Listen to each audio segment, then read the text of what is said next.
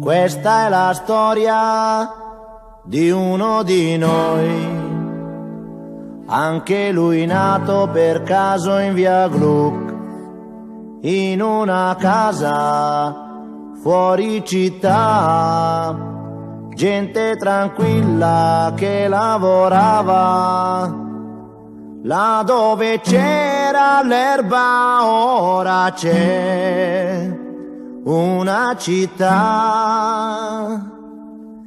E quella casa in mezzo al verde ormai, dove sarà?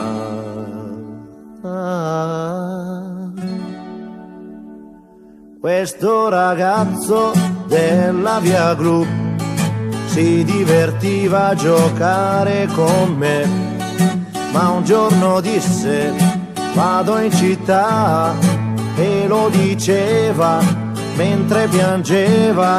Io gli domando, amico, non sei contento? Vai finalmente a stare in città, là troverai le cose che non hai avuto qui. Potrai lavarti in casa senza andare giù nel cortile.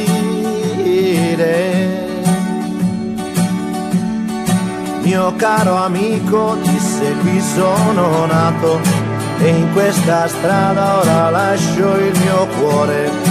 Ma come fai a non capire?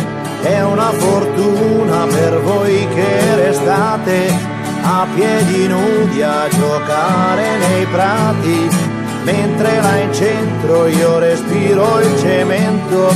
Ma verrà un giorno che ritornerò ancora qui.